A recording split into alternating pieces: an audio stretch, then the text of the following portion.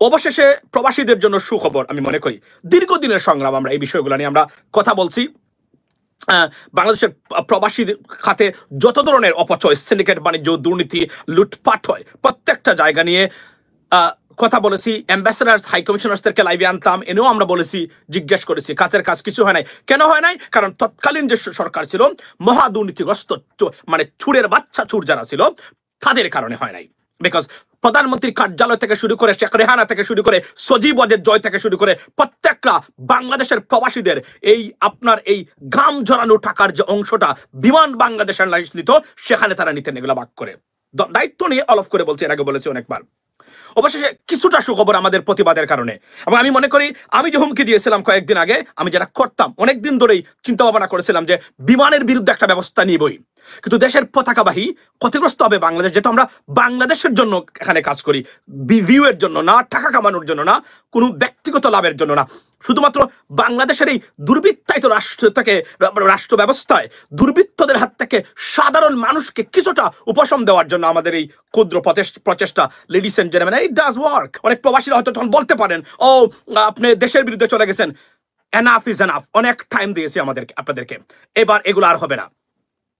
অবশেষে তারা তদন্ত কমিটি গঠন করেছেন, বিভিন্ন ক্ষুদ্র প্রচেষ্টা নিয়েছেন, কিন্তু অলফ করে বলতে পারি 100% রেমেডি বিমানকে এই আপনার এই রেমেডি পাবেন না আপনারা এই দুর্নীতিগ্রস্ত তারপরে তারা এই লোপহোল বা গ্রে এরিয়া খুঁজে বের করবে, তারা বের করে আপনার বিমানকে আপনার চেষ্টা করবে তারা এই দুর্নীতির জাল এগুলা বিস্তার করে রাখতে। লেডিস এন্ড জেন্টলম্যান, সো বিমানের আজকের যে পদক্ষেপ নিয়েছেন, তারা বলছেন যে আপনার যে উল্লেখযোগ্য পদক্ষেপ হলো যে আপনি গ্রুপ টিকিট বুকিং করতে পারবেন না এখানে। তারপরে কি করতে পারবেন না? যেটা করতে পারবেন না করে 72 ঘন্টার ভিতরে আপনি এই টিকিটটা পারচেজ করতে হবে, এবং পাসপোর্ট ব্যক্তির নাম ছাড়া আপনি করতে পারবেন না। এখানে 100% রেমেডি বা সমাধান আসবে না, অলফ করে বলতে পারি আপনাদেরকে। আমি জানি এটাকে কিভাবে ম্যানিপুলেট করতে হয়, আমি আপনাদেরকে শিখিয়ে দিতে পারবো যদি কোনো ট্রাভেল এজেন্সি 2 নম্বরই থাকেন। There are many ways you can manipulate the system too. প্রথম যে বক্তব্যটা হলো, বিমানের সিইও, বিমানের মূল জায়গাতে যারা পরিচালনা করবেন, স্টেশন ম্যানেজার থেকে সৎ এবং সত্যিকার অর্থে দেশপ্রেমিক মানুষকে দিতে হবে, সৎ মানুষকে, যোগ্য মানুষকে বসাতে হবে। আপনি এটা করে কোনোদিনই পারবেন না, কারণ সিস্টেমটা তাদের হাতে, মনে রাখবেন আপনি। এরা ম্যানিপুলেট করতে পারে, এরা করেছে। সুতরাং আমার বক্তব্য হলো, এই জায়গাতে যদি এখান থেকে মুক্তি পেতে চান আপনারা, ভালো মানুষকে বসাতে হবে, বিদেশি মানুষকে বিমানের দায়িত্ব দিতে হবে, তাদের মূল জায়গাতে ইনচার্জ দিতে হবে, বিমানের আপনার মার্কেটিং ম্যানেজার নিতে হবে। বিদেশি কোনো, মানে ব্রিটিশ অথবা আমেরিকান কাউকে নেন, অথবা জাপানিজ কাউকে নেন আপনি, তখন দেখবেন পরিস্থিতিটা কিভাবে চেঞ্জ হয়। যতক্ষণ পর্যন্ত এমিরেটসে কাজ করেছে, কাতার এয়ারওয়েজে কাজ করেছে, ব্রিটিশ এয়ারওয়েজে কাজ করেছে, ইউনাইটেড এয়ারলাইন্সে কাজ করেছে, এমন ব্যক্তিদেরকে নেন, প্রয়োজনে বেশি পয়সা দিয়ে 2 বছরের জন্য নেন। এর জন্য ইন দ্য মিন টাইম এই ব্যক্তিগুলা ক্যাপাসিটি বিল্ডিং করে দুর্নীতি দূরীভূত করতে হবে। যখন ওই বছর খানেক অপেক্ষা করে দেখবে দুর্নীতিবাজরা দুর্নীতি করতে পারতেছে না, একটা পর্যায়ে তারা পিছু হটবে, সিস্টেমটা ডেভেলপ করবে। যতক্ষণ পর্যন্ত আপনি দুর্নীতিগ্রস্তদেরকে দিয়ে পরিচালনা করেন, এই সিস্টেম করলেও কাজ হবে না, কারণ এই সিস্টেমটা ম্যানিপুলেট করার ক্ষমতা তাদের হাতে আছে। যারা ধরবে এই জায়গাতে, তারা যদি দুর্নীতিগ্রস্ত হয়, এখান থেকে আপনার কোনো রেমেডি আছে বলে আমার কাছে মনে হচ্ছে না। Ladies and gentleman, so above all, Biman বাংলাদেশের এই দুর্নীতি থেকে মুক্তি পেতে গেলে সৎ মানুষকে বসাতে হবে। এবং আমি আবারও বলছি, আমি ইউরোপিয়ান এভিয়েশন এজেন্সি এবং department of transportation and FAA, এই প্রত্যেকটা অর্গানাইজেশনের সাথে আমি যোগাযোগ করেছি। এদেরকে আমি বিমান বাংলাদেশ এয়ারলাইন্স নিয়ে বলবো এবং এয়ারপোর্টের ব্যবস্থাপনা নিয়ে বলবো। সুতরাং চাইলেও এরা অনেক কিছু করতে পারবে না। আমি জানি, যেহেতু আপনাদের অনেক সময় শুধু প্রতিবাদ তারা কাজ করে না, আপনার অন দ্য গ্রাউন্ড যদিও কিছুটা কাজ করবে এখন, তাহলে মূল জায়গাতে এদের কান টানলে যেভাবে মাথা আসে, ওই পদ্ধতিতে আমি আপনার কি করেছি, এই যাচ্ছি প্রাইভেটাইজ বিমান বাংলাদেশ এয়ারলাইন্স। আমি এটাকে সমর্থন করি। যদি তারা একটা ট্রাস্ট ফান্ড গঠন করে দেয়, আপনার এই করে দেয় এবং প্রাইভেটাইজ করে বিমানকে রক্ষা করতে পারবে। আমি আশ্চর্য হই যখন দেখি তারা জোরপূর্বক তারা গ্রাউন্ড হ্যান্ডেলিং বিমানের বাইরে কাউকে দিতে চায় না। ওয়াই? বিকজ লাগেজ চুরি ছাড়া এটার কোনো কারণ নাই যে বিমানের লাগেজ হ্যান্ডেলিংটা এয়ারপোর্টের বিমান ধরে রাখতে চায়। কষ্টের কাজ, আপনারা ধরে রাখবেন কেন? ছেড়ে দেন বিদেশি এয়ারলাইন্সের কাছে, যে ইন্টারন্যাশনাল আমরা বললাম যে সুইস পোর্টের মতো যারা আপনার গ্রাউন্ড হ্যান্ডেলিং এর মানে আন্তর্জাতিক খেতাবপ্রাপ্ত, তাদের কাছে ছেড়ে দেন, না দিবেন না আপনারা। প্রতিবাদ করেছিলাম থার্ড টার্মিনালের জন্য, যদিও পরবর্তী সময় তারা একটা কোম্পানিকে এখন শুনছি আমরা দিচ্ছেন। প্রথমত থার্ড টার্মিনালকে টোটালি বিদেশিদের কাছে দেওয়ার কথা ছিল, কিন্তু তারা এই কাজটা করেন নাই। কেন করেন নাই? কারণ এই সরকারের আমলেও দুর্নীতিগ্রস্ত যারা আছেন এখনো আছেন এবং এরা সরকারকে ম্যানিপুলেট করে থাকেন বলেই আপনার এই কাজটা হয়েছে। Right ladies and gentleman, so আমার বক্তব্য এই জায়গাতে বিমান বাংলাদেশ এয়ারলাইন্সকে ডেলে সাজাতে হলে প্রাইভেটাইজেশন। এবং আরেকটা জিনিস, অফিসিয়াল ওয়েবসাইট, একটু বিমানের অফিসিয়াল ওয়েবসাইটে যান, টিকিট পাবেন না আপনি। ওয়াই? টিকিট ধরে রাখার তো কোনো নিয়ম নাই। সুতরাং বিমান এদেশে কয়েকটা ইন্টারন্যাশনাল অর্গানাইজেশন আছে যারা এগুলো দেখভাল করে থাকে, এদের প্রত্যেকটা রুলস ভায়োলেশনে বিমান জড়িত। বিমানকে সু করলেই hundreds of millions of dollar আপনারা মানে খেতে নিতে পারবেন, আর নাহলে বিমান বন্ধ হয়ে যাবে। এজন্য আমি বলছি, আমার সাথে যদি আপনারা জয়েন্ট ভেঞ্চারে কেউ কাজ করতে চান, আমি বিমানকে সু করবো ইন্টারন্যাশনাল মানে মানে এই আন্তর্জাতিক সিস্টেমে সু করব। বিমানে দেখবেন শত শত মিলিয়ন ডলার ক্ষতিপূরণ দিতে হবে বিমানকে, কারণ বিমান in a violation of their rules and regulations. Undoubtedly, I can tell you though, because of the ticket pricing এর কিছু রুলস আছে, নিয়ম নীতি আছে, এগুলা ক্লিয়ারলি বিমান ভায়োলেট করেছে। এবং যে কন্ট্রাক্ট তারা সাইন করে, তারা অপারেট করে, তারা ইউরোপিয়ান স্পেসে ওই জায়গাগুলোর কনফার্ম করে আমি বলতে পারি প্রতিদিন এটা তারা ভায়োলেশনে আছে বিমান বাংলাদেশ এয়ারলাইন্স। সুতরাং কেউ যদি সাহস করে আসেন আমাদের সাথে, আসুন কয়েকজন মানুষ, টাকা তো আমাদের পকেট থেকে দিচ্ছে, আপাতত আমরা দিব, কিন্তু পরে তো আমরা উদ্ধার করে নিতে পারবো বিমানের কাছ থেকে এগুলা, যদি আপনারা চান আমাদেরকে। বিমানকে বাদ ডাকিয়ে ছাড়বো, আমি বলছি আবারও, বিমানকে সময় দিয়েছি দেশের সংস্থা হিসেবে, এবার বিমানে আন্তর্জাতিকভাবে কালো তালিকাভুক্ত করার চেষ্টা, যা যা করা দরকার, FAA, ডিপার্টমেন্ট অফ ট্রান্সপোর্টেশন। এবং আবার বলি, এই কি বলে এটাকে, এই যে বাংলাদেশের এয়ারপোর্ট নিয়ে ধারাবাহিকভাবে আমি রিপোর্ট করব।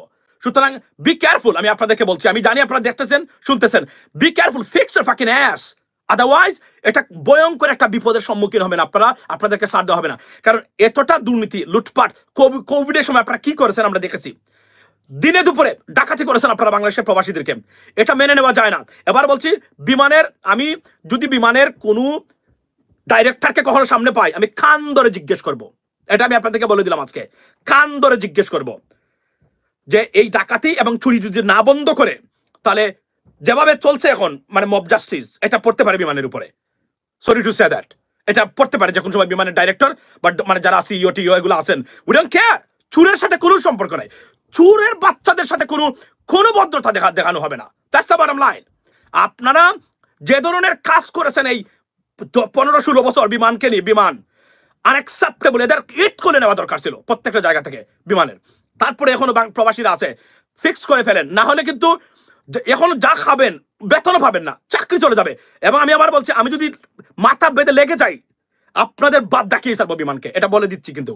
এবং আমি আপনাদেরকে গিয়া মালিবাগ মুড়িগা মিছিল দেবো না, কোথায় ধরতে হবে কানে আপনাদেরকে, এটা আমি খুব ভালো করে জানি, আমার চেয়ে ভালো কেউ জানে না।